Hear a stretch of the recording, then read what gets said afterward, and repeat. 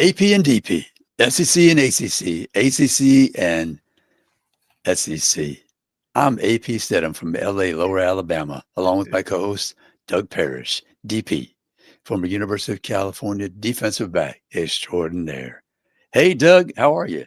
I'm fantastic, AP. Another fantastic week of college football coming your way. Yeah, I think this is this week 11, I believe, Doug. Yeah, I think it is week 11. So, but before we get to our games, Doug, we each have six, I guess, six games. Yep. Not all conference games in the SEC, one non-conference, but the college football playoff rankings were decided. And so Yes. we wanted to discuss those, which of a lot of interest to people. Yeah. So there's 25 teams, Doug, they pick because they're not only picking the playoff teams, but also some of the bowl games as well.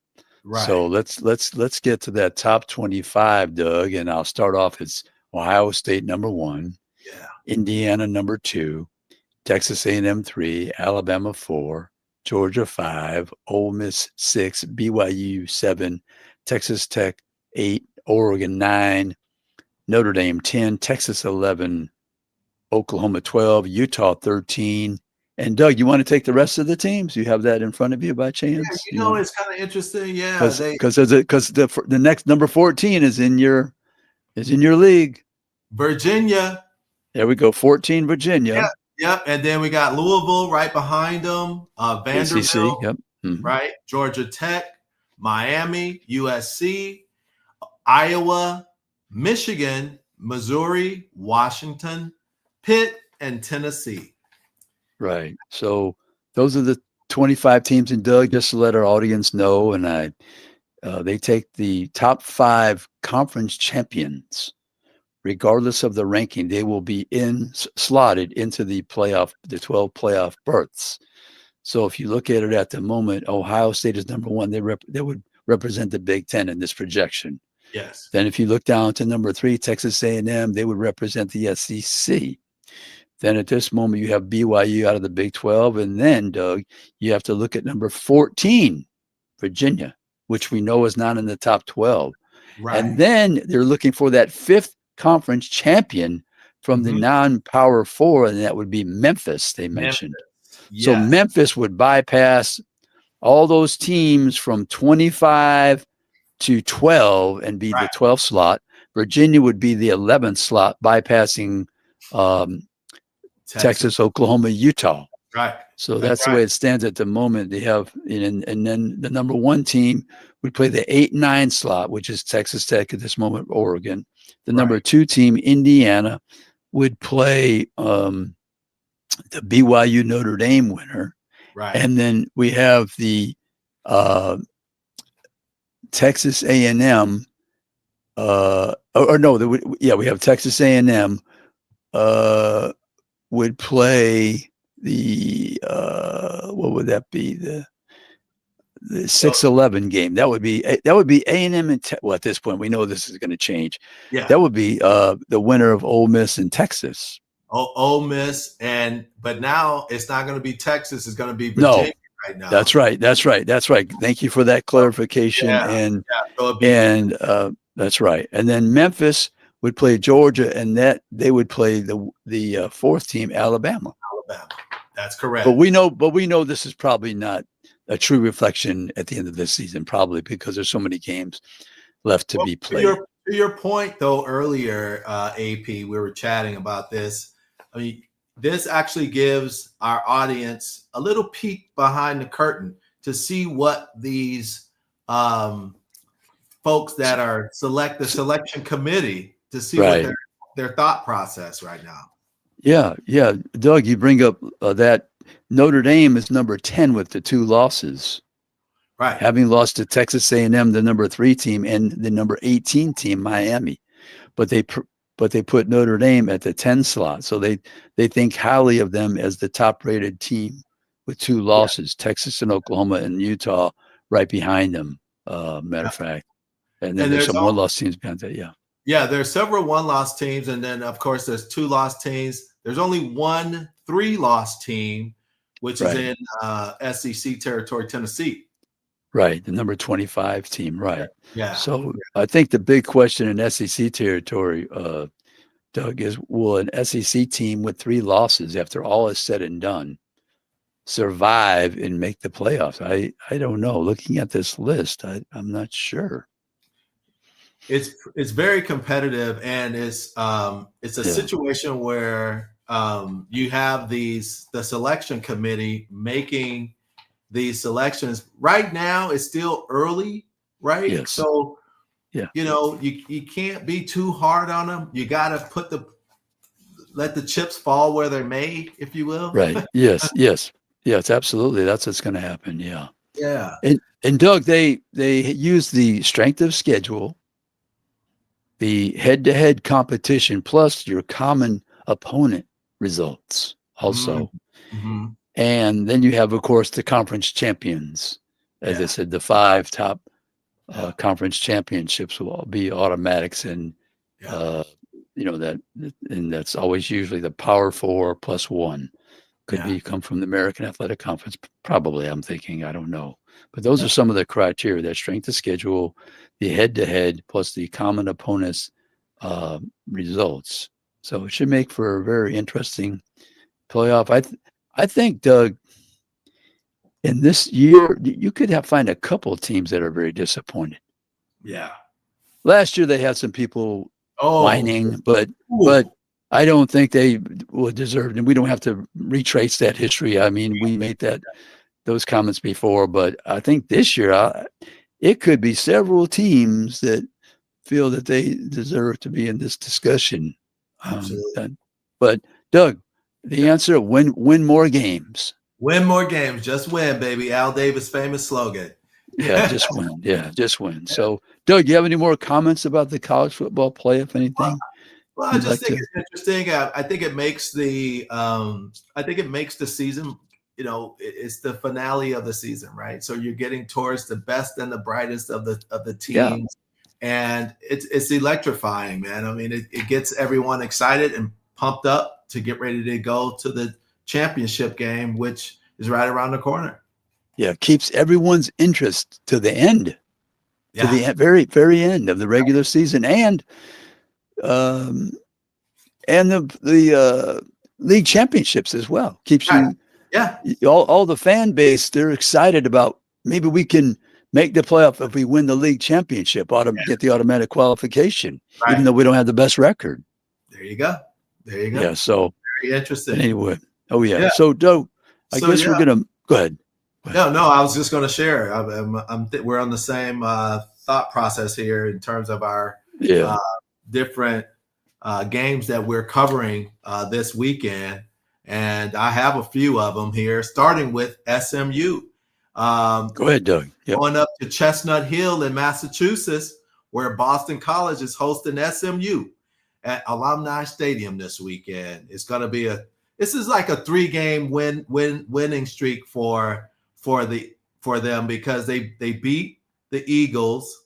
And who else did they beat? Boston College came off with a big win.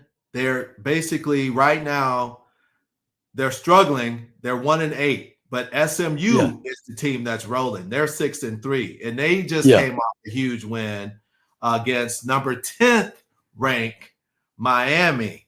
So they really found their rhythm lately. SMU, that is, and they've gotten several wins. They beat Syracuse, Stanford, and Clemson. And Kevin Jennings, their quarterback, has been outstanding. Their offense has been firing on all cylinders, as I like to say, but they're going to have to definitely sling it around, because BC just got 2 folks that are coming back from injury. So they're basically their passing offense for Boston College. They've been airing out the ball, right? They've been airing it out. They've got top 30 passing offense nationally. They're averaging almost 270 yards per game. Lewis Bunn continues to be the bright spot. He's catching over 7 balls. He caught 7 balls for for over what is this? This is 12 receptions away from breaking Zach Flowers' all-time record, AP. Career record. Yeah. And so he's a tight end, but he's a freshman of all, for a single season. For a single season. Yeah. And that's tied for, the first tight end that has done something like this in a long time. So Zay Flowers is going to have some competition in the record books. But this From week, the tight end. Yeah, for the tight end. This week, AP, Bill O'Brien made a quarterback change, AP, and Grayson James will get the start over Lonergan. So we've been Dylan, over Dylan. So he brings O'Brien feels that his quarterback James can bring a little bit more mobility, so he can extend the plays. Right. And when they break down, he can extend them. So, which is a great attribute for a quarterback. But let's keep it real. Jaid Skeets, he's been back in the lineup. He's catching a lot of balls. He caught 8 balls for 73 yards last week. And defensively, BC gets Bam Crouch back. His presence should help shore up things a little bit. But if Boston College can't protect the quarterback, AP, they're going to have a serious situation facing the SMU Mustangs, because the SMU Mustangs passing game is dynamic, and I like SMU to take that game by at least a couple of touchdowns. On the road at BC, you said, in Boston, yeah. So my next game, AP, is Cal at Louisville, right? So this week, Louisville, they're ranked in the top 25. They take on the Golden Bears. Right. They're 7-1. They're number 14 in the country. This is a big-time ACC matchup, not only because of the college football playoffs, but also because of the fact that, Cal is actually looking to get bowl eligible if they can get a win here. Sitting at 5, they're right? Sitting at 5. If they can get 6, they're in there. Tough task. It is a tough task, especially against my old teammate Ron English, as I keep saying to everyone that he's a defensive guru, and he's got some physical, disciplined players that are opportunistic over there on their defense, and he's been looking to put a loss on his former Cal Berkeley Bears, but Justin Wilcox should have all of their fighting power to go into this game, because obviously Louisville is rolling. They got their quarterback, Miller Ross. He's got 2,000 yards, AP already. Miller Moss. He's got 2,000. Yeah. And the running back, Isaac Brown, nearly got 800 yards rushing the ball on the ground. Chris Bell is doing an amazing job. He's got 750 yards receiving. I mean, Louisville has a pretty decent team. And defensively, they got TJ Quinn. He's got 59 tackles, and Antonio Watts continues to make plays in the secondary, and he has 3 interceptions. So he's second in the NCAA in terms of interceptions. As for Cal, each week that goes by, it's a challenge, because it's another number in the loss column over the last few weeks, and it's starting out with just 1 loss. And now you got 4 losses. They show signs of strong football, especially on defense, but they got to get consistent, AP, on offense. JKS, as we mentioned, he's a true freshman, but he's comfortable. Quarterback, right. It's the quarterback position. But if he can stay comfortable and get his rhythm early, I think that they may have make this game very interesting. Okay. So the Louisville offense is definitely explosive, and Cal's defense is resilient. So, hey, those two things matching up together makes an interesting ball game. I hear you. I hear you. Okay, Doug, you got a couple games. I'm going to be Couple back games. at you with a couple games here. LSU 5-3, 2-3 with the interim head coach Frank Wilson, coach the running back. So Brian Kelly was relieved of his duties in his middle of his, I guess, wasn't there at LSU that long, I can tell you. So this series between LSU and they're facing Alabama in Tuscaloosa. Alabama 7-1, 5-0 in the conference, undefeated. Alabama number 4, 10-point favorite. This series, Doug, 57 wins for Alabama, only 27 for LSU, 5 ties. They call this a rivalry, which has been back and forth in this century anyway.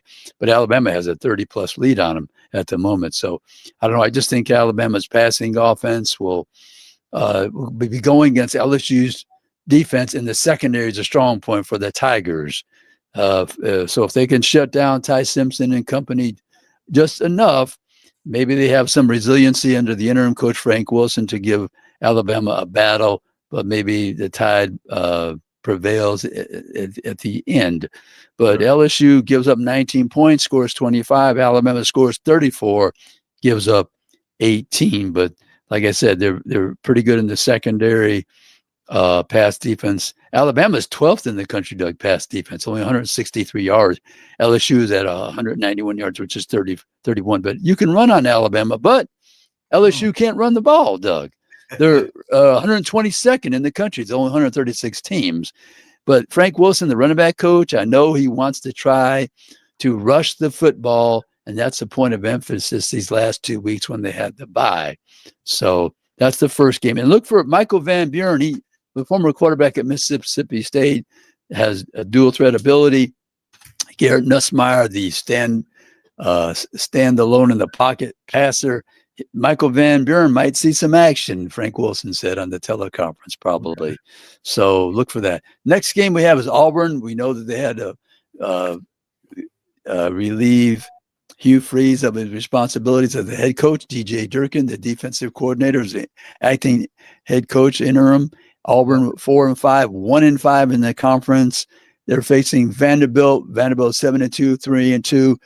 Vanderbilt's coming off the close loss to Texas, 34-31. They were down by 21, I guess, almost came all the way back, missed the onside kick. It rolled out of bounds. They couldn't get control.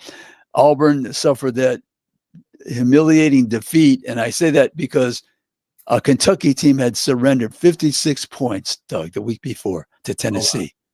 Oh, wow. Auburn scored 3 points at home Saturday. That was the final nail in the coffin for Hugh Freeze. That was the ending of a woeful offensive output during the Hugh Freeze era. Yeah. So that series, Doug, believe it or not, Doug, Auburn and Vanderbilt, it's tied. 22 wins apiece.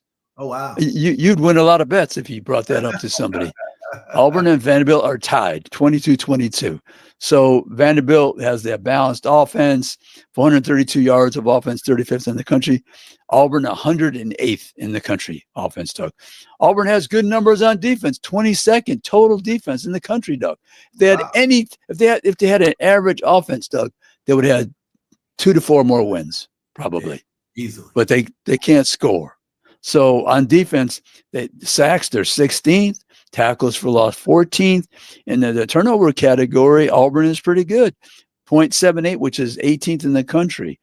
And I say this, that Vanderbilt plays enough defense to win ball games. They're 40th on defense, and they have a good offense. So that's why they've been winning. Auburn surrenders 17 points, Vanderbilt 20. Vanderbilt scores 37. And Auburn scores 22. So Vanderbilt has to go above and beyond to be in this ball game. They're a 6.5-point underdog, the Auburn Tigers. Oh, wow. Interesting. So what are your next 2 games, Doug? Yeah, I got Florida State at Clemson, Death Valley. Great place to play, by the way. Yeah, so this is another ACC matchup. You know, Clemson comes into this one sitting at 3-5 AP, and they've shown flashes of greatness, but they haven't been able to put it all together this season. Quarterback Kay Klubnik has thrown for over 1,915 yards, trying to keep the offense balanced. But on the ground, Adam Randall leads the way with 522 yards rushing, while Bryant Westco Jr. has been the go-to receiver with 537 yards in the air. Now, defensively, Sammy Brown is a tackling machine. He's at linebacker. He's up to 58 stops. And safety Ricardo Jones has aggressively been targeting the ball in the secondary. He's got 3 interceptions. But over on the other side, Florida State is at an even 4-4 on the season. Unusual statistic for them because the Seminoles are coming off a huge win last week, 42-7 over Wake Forest. Now, they seem to be finding their rhythm. Tommy Castellanos has been solid with over 1,878 yards passing, AP, and Gavin Sawchuk as balanced with 432 yards rushing. Deuce Robinson continues to shine at wide out. He's got 689 yards so far. Earl Little Jr. anchors the defense. He's got 52 tackles and 4 interceptions. So he's second in the country in interceptions. He's been flying around, and the matchup against Clemson wide receivers is going to be one to watch. The game feels like a battle between Clemson's search for consistency and Florida State's late season punch for momentum. The Seminoles have Virginia Tech on deck next, but they can't look past the desperate Clemson team trying to salvage their season. Yeah, 2 teams really having bad seasons, 4 losses and 5 losses. Yeah, it's nobody. There's nobody who projected those records. I can tell you that right now. Yeah. No way. My second one here is Duke at UConn, AP. Now, this is a sneaky kind of good matchup between Duke and the UConn Huskies. It's going to be on CBS. Let's just start with Duke. Very competitive team, right? But they've been playing with a lot of confidence. But just last week, they pulled off a thriller, edging Clemson 46-45. High-scoring game. Sounds like a basketball game, huh? Outlasted them, yes. Quarterback Darian Menza absolutely is just slinging it. He's got 2,572 yards passing on the season, AP. And his top target, Cooper Bacarty, he's been electric. He's got 775 yards receiving. And Nate Shepard continues to handle the pace on the ground. He's got 550 yards rushing. And defensively, Caleb Weaver, he's been all over the field. He's got 57 tackles, and Musa Kane is holding it down in the secondary with 2 interceptions. But switching over to UConn, AP, the Huskies coming to this one looking to defend their home turf and build some strong offensive performance. Quarterback Joe Fagnano has been nearly matching Menza throw for throw with 2,529 yards, while rushing on the rushing side, Cam Edward gives the real balance with 815 yards on the ground. That's a lot of balance, yeah. Yeah, so Skylar Bell has been his go-to receiver, just shy of 1,000 yards, and he's a matchup problems for any defense. Linebacker Brian Parham leads the defense with a whopping 80 tackles, and Cam Shadwick, he's been a ball hawk in the secondary. He's got 4 interceptions. Both of these teams can score, AP, and both of these teams have playmakers on defense who can swing momentum. But you got to expect a fast-paced game between these two because they're both explosive. But they gotta, Duke is looking to keep the hot streak alive. But UConn at home, maybe a surprise game here. It may get that the non-conference game from the crowd may get the Huskies to get a good victory. Yeah, now, there's only 2 independents left, Doug, Notre Dame and UConn out of the 136. So a non-conference game for Duke, it's better watch themselves. Yeah, absolutely. Now my next game is Syracuse at number 18, Miami. All right, folks, this weekend, 18th ranked Miami against Syracuse on ESPN. You got to love it, right? Miami's been rolling this season. I mean, just 2 losses, but they're both against some dynamic teams. Louisville, which is a top team in the playoffs, and SMU. And they're looking to keep that momentum going. They got Carson Beck at the quarterback position, AP, as you know. He's got 1,950 yards passing, and he's got weapons everywhere. Mark Fletcher has powered the run game with 630 yards, and Malachi Tony, he's shining. He's got 632 yards receiving.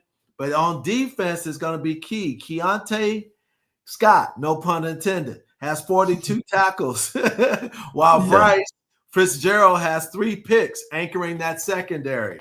So for Syracuse, it's been an up and down season. They're 3-6, but they've got some playmakers, as I talked about. Steve Angeli has thrown for over 1,300 yards. Yasmin Willis is close to 500 yards rushing. And Johnny Cook has already has been a steady target through the air. Now on the defensive side, linebacker Antonio Delasarios, and defensive back Davion Kerr, they will have their hands full trying to maintain Miami's speed. And you know what they say, AP, speed kills. The big question is, can Syracuse keep up with that Miami tempo? We got to check it out to find out Saturday on ESPN. Yeah. I got one more, AP, that I'll go ahead and wrap it on up. I got Wake Forest at number 14, Virginia. We were talking about Virginia. Virginia at 14, right. So Wake Forest comes in at 5-3. They're led by Robbie Ashford, who's thrown for over 1,298 yards this season. They got running back Damon Claiborne, who continues to be the heartbeat of that offense with 639 yards rushing. And defensively, Nick Anderson leads the way with 69 tackles, setting the tone for the Demon Deacons. Now, they've got a tall task ahead. Virginia's 8-1, one of the best teams in the ACC, one of the best teams in the country. Yes. And, the Cavaliers have knocked off Cal, North Carolina, Louisville, Washington State. Their only blemish is against NC State. And that's probably why they're kind of being shuffled around by the selection committee, because of that one loss. But quarterback Chandler Morris is playing lights out, AP. He's got over 2,000 yards passing, while Jamari Taylor adds the balance on the ground with 686 yards rushing. And don't forget about Trell Harris. He's been consistent. He's been a consistent target with 545 yards receiving. And on defense, Cam Robinson has 54 tackles, AP. Jason Prevart anchors the secondary. He's got 3 interceptions. So the question is, AP, can Wake Forest's balanced attack keep up with Virginia's explosive offense and opportunistic defense? I don't know. We'll find out Saturday, AP. We'll see. Yeah, it's a good matchup there. Yeah, for sure. Yeah. Okay, Doug, I got 4 games left. Did you complete all your games, Doug? I'm done with my games, but I do have 4 byes. Georgia Tech. Georgia Tech gets a bye this week. Right. North Carolina State gets a bye. Pitt gets a bye as well, and Virginia Tech. And Virginia, okay, all right. Yep, well, for me over here in the ACC. Okay, I got 4 games left. Florida takes on Kentucky. Florida beat Georgia. Lost to Georgia 24-20. I'm sorry, in Jacksonville. That's their arch rival. They play that game every year. The next 2 years, that game's going to be, I think, in Atlanta and Tampa, Atlanta. I can't remember the order, but they moved them from Jacksonville, probably redoing the stadium or something. But anyway, Florida scoring 22 points a game. Kentucky scoring 22 points a game. Kentucky 3-5, 1-5 in the league. Had their first victory over Auburn last week, 10-3 down on the Plains. Both teams struggle offensively, defensively. Florida, they play pretty tough. Florida beat Texas this year, who's ranked. So they have potential, but they just haven't put it together. Played complementary football. 43rd in defense, total defense. Kentucky 65. Like I say, Kentucky gives up 26 points, Doug. Florida 20 points. So Florida's a 3-point favorite. That's a a safe bet, I think, for most people, because they know that Florida beat Texas at home and gave Georgia a very good ball game. So I know Florida's definitely going to be the favorite. Whether they cover, I'm not sure. But anyway, so that's one game. The next game we have is Georgia travels to Starkville to play Mississippi State. Georgia 7-1, ranked 5th in the country, 7.5-point favorite over Mississippi State. They're 7-1, 5-1 in the conference. Mississippi State 5-4, 1-4 in the conference. They had their first victory last week over Arkansas, 38-35. Georgia beat Florida in Jacksonville, as we mentioned before, 24-20. Georgia 32 points a game, 19 points surrendering on defense. 33 points a game for Mississippi State, 24 points per game they surrender. Dynamic team, Mississippi State. They took Tennessee to overtime, had Texas beat, lost to had them by 17 points in the fourth quarter. Texas took it to them, and they couldn't survive. So this is a good ball game. Georgia's a funny team, Doug. 21st defensively with 309 yards total. Not good numbers in the sack department. 129 tackles for loss, 133, Doug, almost at the bottom. Wow. But the overall defense, 21st, which is very good. Mississippi State, 69th overall defense. And they have a balanced offense. They're 59th in offense with 400 yards. Georgia also 400 yards. They're 42nd in the country. So watch out, Georgia. Watch out. Tennessee found out the hard way. They had to go to overtime to beat Mississippi State, and Texas almost lost as well. So two very good teams that are ranked went there and almost lost the game, right? Had to play to overtime. Yeah. The next game, the Citadel beat VMI 35-24. They're 4-5, 3-3 in their conference, taking on Ole Miss. Ole Miss coming off the 30-14 win over South Carolina. Ole Miss ranked number, I think it's, 8 in the country on that poll. We just looked at it. Yeah, they're number 6. I'm sorry, number 6 in the poll. So this is just a warm-up for them. Just keep healthy. Doug, I just want to make mention of one thing. They have that dual quarterbacks at Ole Miss. Possibility Austin Simmons was the projected starter, got injured, left-hander, smart player, graduated high school early. He might have already graduated from Ole Miss and is on his graduate degree. But then we had the transfer from Division II Ferris State in Michigan, Trinidad Chambliss, sensational all season with his numbers, winning 8-1, 5-1 in the conference. So keep everybody healthy and let it ride. There you go. Get to the next week healthy. Stay healthy in Oxford. Right. Last game on the schedule, biggest game in the conference. I would say Texas A&M number 3, a 7-point favorite, visiting Columbia, Missouri to take on the Tigers. A&M 8-0 overall, 5-0 in the conference. We just want to backtrack. Citadel and Ole Miss have never played. Just want to backtrack to let you know about that. And we have the series. I don't know if I gave this the series between Georgia and Mississippi State, 21-6 in favor of Mississippi State, and the series between Florida and Kentucky, 54 for Florida, 24 Kentucky. But let me get back to the game 6. 10-7, that series in favor of Texas A&M, 10-7. They both coming off the bye. Mike Elko's team, 37 points a game. Missouri under Eli Drinkwitz, 35 points a game. A&M, once again, they've had 40 points scored on them on the road twice. Arkansas, they survived by a couple of 3 points, and Notre Dame was the 1 point. So they give up 26 points a game. They're number 1 in sacks, 4. Wow. 4 per game, number 1 in the country, but they give up 26 points a game. 3rd in tackles for loss, 8.3. And so they're 31st overall in total defense.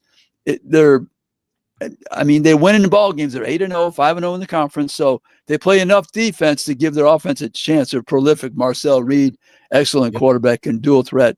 Matt Zollers, the freshman quarterback, has to take over for Bo Pribula, who was injured, the Penn State transfer. Matt himself is from Pennsylvania as well. But he's a freshman, very good.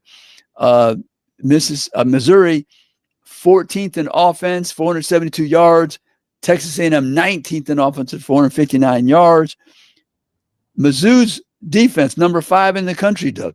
Only 245 yards a game. So this is going to be a good battle. Texas A&M, I think that number is a little high, 7-point favorite over Missouri at home in Columbia. So I don't know. Missouri's rated number 22, and they're trying. Yep. Yeah, they're trying to hang on to their playoff hopes. Yep. And Texas A&M number 3. So that's the games in the SEC, Doug. Those 6 games. So that should be an exciting game. That right there. You just I think good ball game. Texas A&M and facing the Texas A&M Aggies facing the Tigers of Missouri in Columbia, Missouri. So, but Doug, that's it this week for Any AP. buys for you?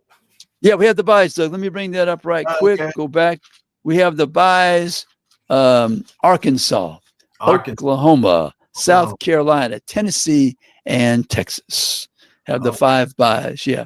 So, but anyway, any closing thoughts, Doug? No, I'm just excited about the college football playoffs, as I'm sure you are. And we're just gearing up and getting ready to call some more good college football. Yeah, week 11. We'll see what happens. Yeah. So that's it for AP and DP, DP and AP, SEC, ACC, ACC, SEC. When we'll be back next week for another episode. Thank you so much, AP. Thank you, Doug.